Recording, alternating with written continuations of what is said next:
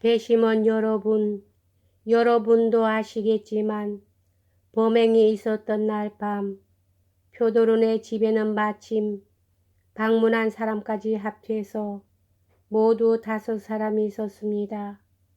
첫째 표도로 파블로비치 자신입니다만 그가 자살하지 않은 것은 두말할 것도 없습니다. 둘째 하인 그리고리입니다만 이 사람 자신도 하마터면 살해당할 뻔했습니다. 셋째로 그리고리의 처인 하녀 마르파 이그나치 예버나입니다만 이 여자가 자기 주인 마님을 죽였다고 생각하는 것은 그 생각 자체가 부끄러울 정도입니다.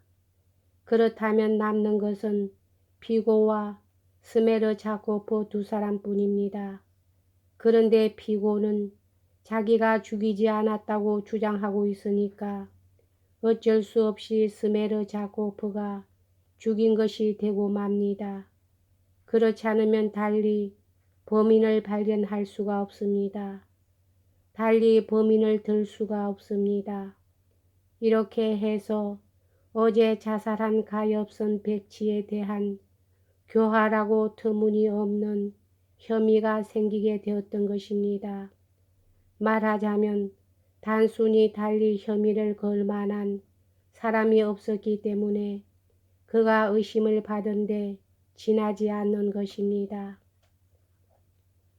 만약에 어느 다른 사람에게 누구든 6째 사람에게 그림자만큼이라도 의심스러운 점이 있었더라면 피고는 스메르자코프를 지명하기가 부끄러워 그 6번째 사람을 들추었을 것으로 확신하는 바입니다. 왜냐하면 스메르자코프에게 이 살인죄를 덮어 씌운다는 것은 절대로 불합리하기 때문입니다. 그러나 여러분, 심리 분석은 그만두기로 하겠습니다. 의학적인 관점의 비평도 그만두겠습니다. 아니 그뿐 아니라 논리 그 자체도 버리겠습니다. 그리고 사실을 오직 사실만을 고찰해서 사실이 우리에게 무엇을 말해주나 살펴보기로 하겠습니다. 가령 스메르자코프가 죽였다 치고 대체 어떻게 죽였을까요? 혼자 했겠습니까? 아니면 피고와 공모해서 죽였겠습니까? 먼저 제1의 경우 말하자면 스메르자코프 혼자서 죽였을 경우를 생각해 봅시다. 그가 죽였다고 한다면 물론 어떤 목적을 갖고 있지 않으면 안 됩니다.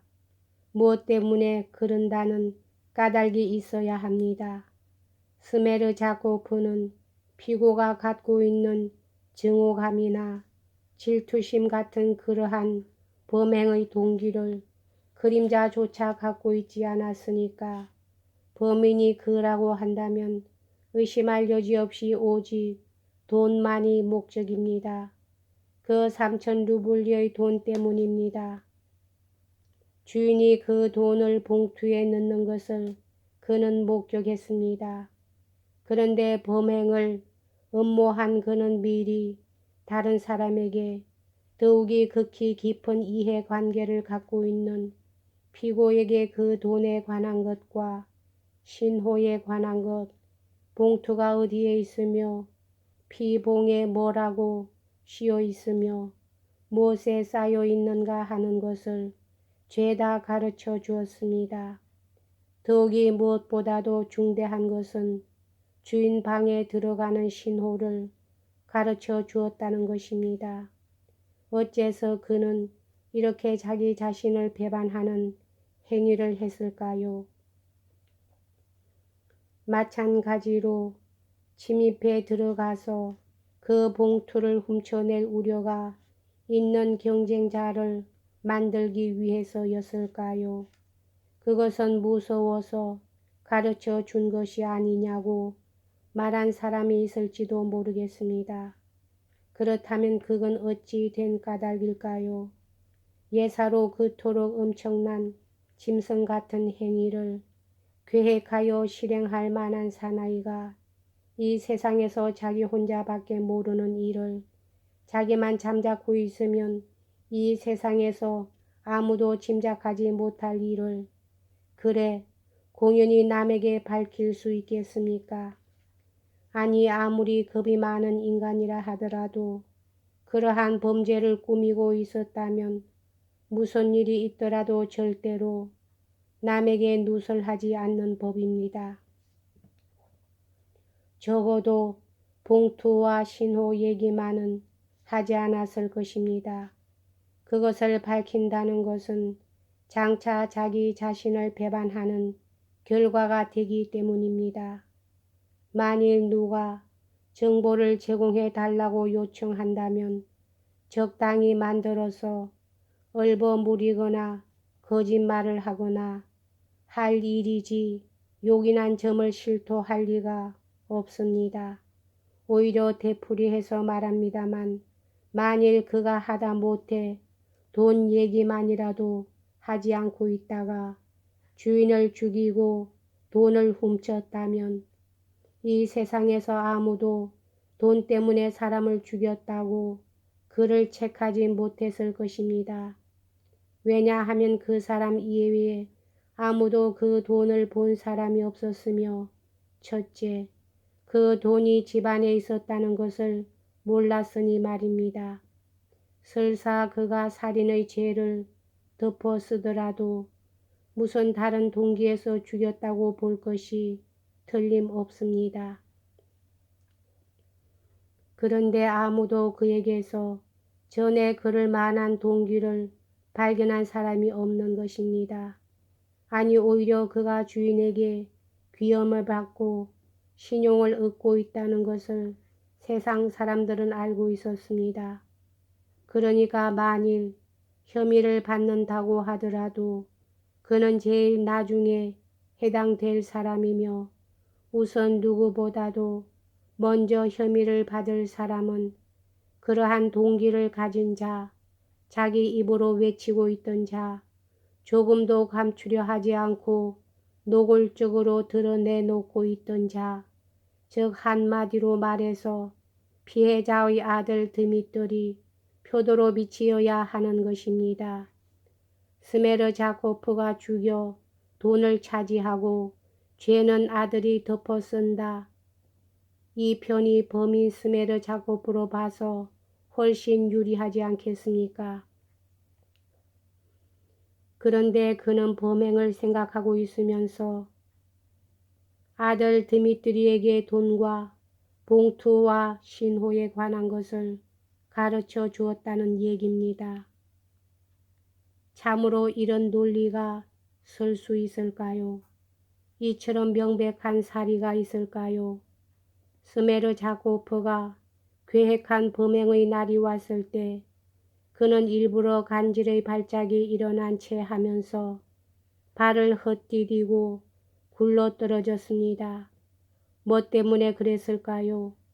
그렇게 되면 결국 첫째 아무도 집을 지킬 사람이 없어졌으므로 몸조리를 할 생각이던 하인 그리고리가 몸조리는 뒤로 돌리고 집을 경비하게 됩니다. 둘째, 주인 자신 아무도 집을 지킬 사람이 없어졌다는 것을 알고 평상시에 감추려 하지 않았듯이 아들의 침입을 몹시 무서워하여 아주 불안해하면서 경계를 더 한층 엄중히 하게 됩니다. 마지막으로 이건 두말할 것도 없이 가장 중요한 일입니다만 스메르자코프는 평소에 다른 사람과 떨어져 혼자 부엌에서 기거했으며 출입구도 따로따로 되어 있었으므로 간지를 일으키면 당장 별채 한쪽에 있는 그리고리의 방으로 들어가서 내외의 침대로부터 세 발걸음 밖에 안 떨어진 칸막이판 뒤에 뉘어지게 됩니다. 그가 발작을 일으키기만 하면 주인과 성질이 꼼꼼한 마르파의 주손으로 언제나 그렇게 하고 있었던 것입니다. 그런데 그 간막이 판 뒤에 누워 있으면 진짜 병자처럼 보이기 위해서 그는 줄고 신음소리를 내면서 밤새도록 그리고리 내외를 깨워놓지 않으면 안 됩니다. 이것은 그리고리 내외가 정언한 일입니다. 그래 이러한 일들이 재빨리 일어나서 주인을 살해하는 데 편리하단 말입니까? 또 어떤 사람은 그가 꾀병을 한 것은 혐의를 피하기 위한 것이며 돈에 관한 것과 신호를 피고에게 가르쳐 준 것은 피고를 사주해서 그로 하여금 침입해 들어가 아버지를 죽이게 하기 위해서라고 주장할지도 모르겠습니다. 그러나 피고가 살해하고 돈을 훔쳐서 나갈 때 어쩌면 요란스런 소리가 나서 정인들이 잠을 깰지도 모릅니다. 그때 어떨까요? 스메르 자코프도 으슬렁으슬렁 일어나서 나가볼 작정이었을까요? 뭐 때문에 나가볼까요? 다시 한번 주인을 죽이고 이미 빼앗긴 돈을 탈취하기 위해서일까요? 여러분은 웃으십니까? 나 자신도 이러한 가정을 한다는 것은 부끄러운 생각이 듭니다. 그런데 이 일을 어떻게 합니까? 피고는 이것을 주장하고 있으니 말입니다. 피고는 자기가 그리고리를 넘어뜨리고 소동을 일으킨 다음 집에서 나간 뒤 저놈이 일어나서 안으로 들어가 주인을 죽이고 돈을 훔쳐갔다고 주장하고 있는 것입니다. 흥분한 나머지 제정신을 잃은 아들이 다만 공손히 창문 안을 들여다볼 뿐 안으로 들어가는 신호까지 알고 있으면서 수확물을 고스란히 스메르 자코프에게 남겨주고 물러가리라는 것을 스메르 자코프 자신이 어떻게 미리 간파할 수 있었을까요? 이런 이야기는 이제 새삼 언급하지 않으렵니다. 여러분, 나는 진지하게 묻겠습니다. 스메르 자코프는 언제 그 범죄를 저질렀습니까? 그 시간을 가르쳐 주십시오. 왜냐하면 그것을 모르고는 그를 고발할 수 없기 때문입니다. 여기까지 하겠습니다.